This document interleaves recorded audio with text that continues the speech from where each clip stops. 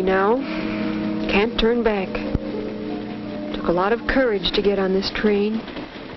I wonder what will happen from now on. I wonder. A lot has happened in the last year. Our first year of marriage. Gee, we got a good start. I remember coming home from a wonderful honeymoon. We were so fortunate. Our housing problem was taken care of. Pete's mother owned a two-family house. She was a widow and lived upstairs, and we were going to live downstairs. Pete had a good job. Worked in the same plant as my dad. But Dad didn't introduce us, though. We met at the church. I still haven't forgiven Daddy for not telling me about Pete. In our 2 years of courting and engagement, we had come to know a lot about each other. And we had learned to love each other in a way that stood the test of, well, 2 years' time anyway.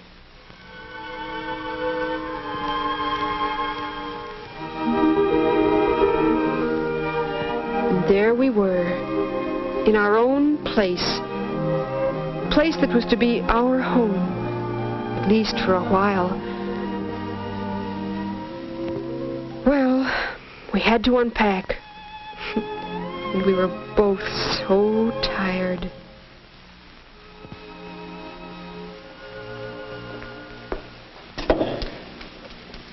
Dotty. Duchess, madam, here is thy royal throne. Seat thyself in royal splendor while I shall get thee thy royal cup of coffee.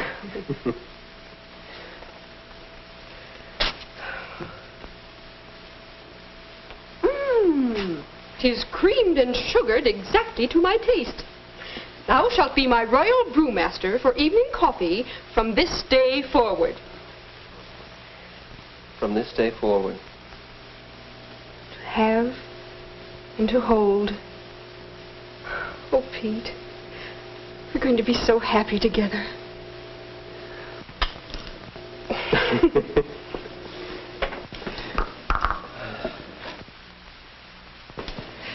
I feel so comfortable with you.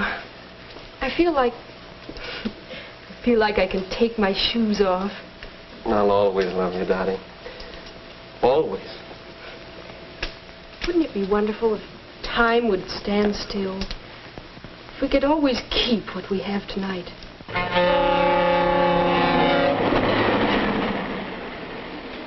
From the beginning, we were learning to live together and to love together, learning to adjust different sexual responses. But time doesn't stand still, and marriage is far more than loving together and enjoying companionship. It's making decisions together, and we had to learn to plan as partners. That first Monday morning, I was so proud of my man going out to earn a living for us. And Pete was so proud of me, cooking our first married meal. Then, suddenly, it was time for Pete to go to work. He said he didn't want to go, but he was a responsible married man now. Well, when you marry, you have to adjust to many changes. And we had decided I should quit my job when we married. Maybe I should say quit my paycheck. I still had a job. As the weeks went by, sometimes I regretted that decision to quit my job. For one thing, I missed those paychecks. And staying home was hard. It was an adjustment I had to work out.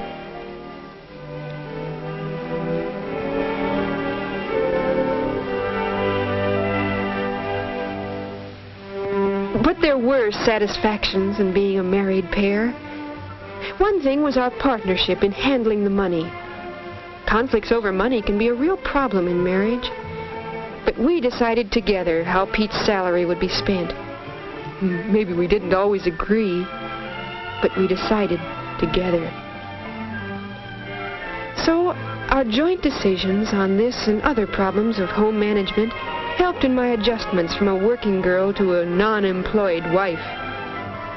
Aided by little bits of fun and thoughtfulness, the partnership flourished. Another thing, Pete's contributions to my sense of accomplishment. I had a lot to learn about cooking and keeping house, and sometimes those things can seem unimportant and dull. Believe me, a wife does appreciate her husband's appreciation. And, of course, that works both ways. I tried to learn about Pete's job.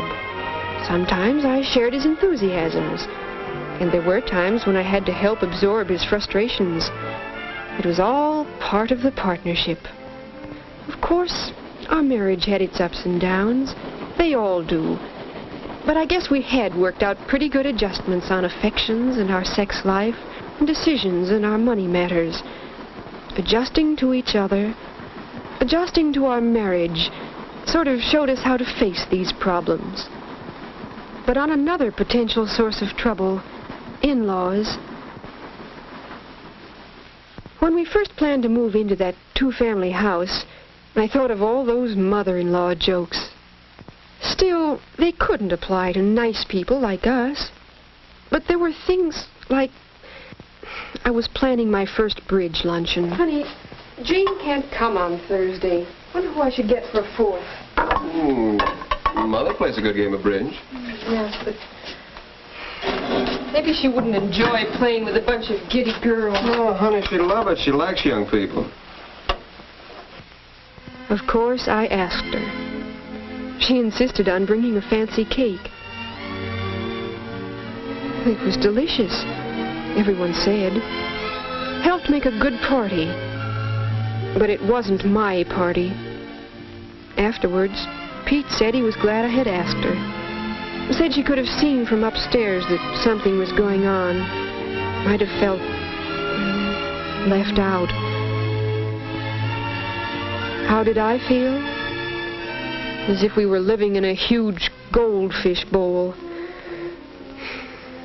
But I couldn't explain it to Pete. Oh, it wasn't all bad. Pete's mother and I had good times together. Shopping, for instance. I could learn a lot from her. Her experience in getting bargains. Her little tips on Pete's special likes and dislikes. But, well, one afternoon, Pete stopped in upstairs to deliver a package his mother had asked him to pick up. And it turned into a habit to drop into his mother's on his way from work 2 or 3 times a week. I didn't mind so much supper being late. I kept telling myself. But somehow, it seemed on those nights we always got into an argument, sooner or later.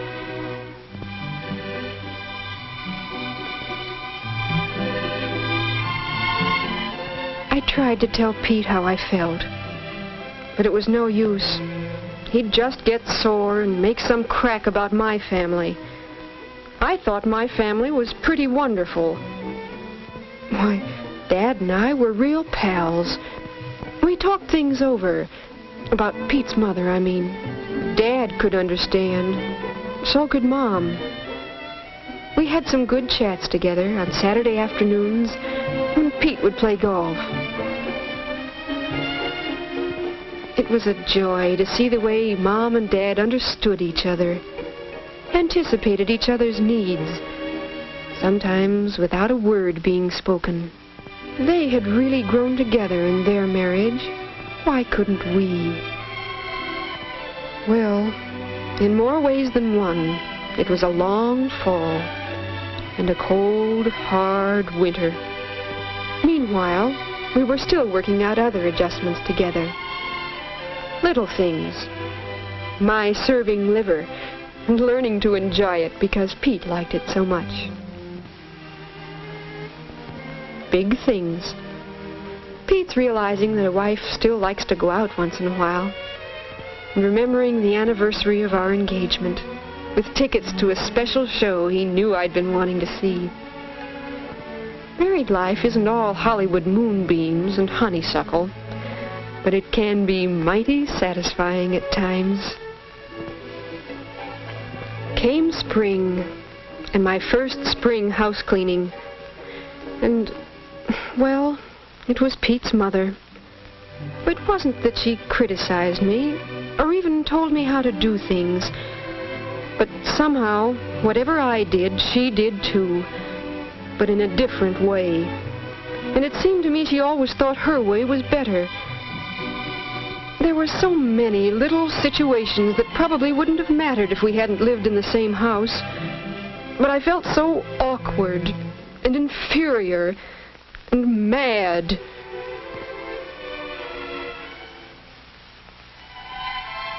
That evening, after supper, I thought the time seemed ripe to talk to Pete about us. But suddenly... Dotty, I got a surprise in today's mail. An offer of another job. Wonderful job. But way over in Central City. Let's talk it over. It's time we get away and do something really decisive about the influence of your parents on our marriage. My parents? Listen to me all the way, honey, before you get mad. It's time we've got to talk this thing out. You don't know what it's like working in the same plant as your wife's father. Dad likes you, Pete. He's done so much for you. Oh, sure he has, dear. I know. Your dad's been swell. Try to understand me. It means so much to have you understand. Golly, if you feel that way, Pete, you just do. There must be reasons. Well, they may not seem very important to you. Tell me, Pete. Things like,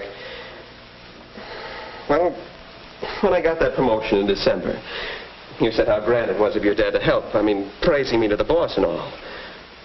Oh, I felt as though I earned that raise myself. And stories of influence like that didn't help me with the other fellas. And then you appreciated your dad's efforts. I wanted you to appreciate mine. Oh, Pete. Darling. How could I have been so stupid? And it hurt when you carried our family troubles to your folks and spoke of their house as home and compared us with your folks. I understand. Come to think of it, Pete, I suppose part of me never really did get married. How could I really build our marriage with part of me wanting them to approve everything I did? Oh, Pete. Gosh, what a difference when you see the other fellow's point of view. When you recognize that you aren't the only one with problems. But we did have to face the other issue. It was hard telling Pete about his mother so he wouldn't think of it as a counterattack. He tried to understand, and I tried to be fair about it. I could see that I'd been on the defensive. I hadn't understood that a widow might sort of need a man around the house. And Pete said that he needed, that both of us needed to grow up more, needed to grow away from our parents a bit more. We've grown up a lot just tonight, haven't we, hon? We can talk our troubles out this way. We're really growing up and growing together. Sure helps a lot when you can bring things out in the open, talk them out together. How do you feel about Central City, hon? I would like to get away to a new job, be out my home. And it is a big change, and maybe we don't need to run away from our parents now. Wouldn't be running away. You really want that new job, Pete? And that's what we want. Yes, it's a big change. New friends, new home, church, new adjustments in living. There'll be other problems ahead, bigger problems. But it'll be the two of us, working together, Hi, honey. Hi, where have you been? Talking to the conductor, trying to get Pullman accommodations. And I got them. Oh, gee, Pete, you're thoughtful. Hey, Duchess, what am I doing on this seat? Pete and I will both miss our folks. All of them. The grandmothers would have made good babysitters. But wherever Pete's job takes us, even back to our hometown, I know we'll work things out together as partners.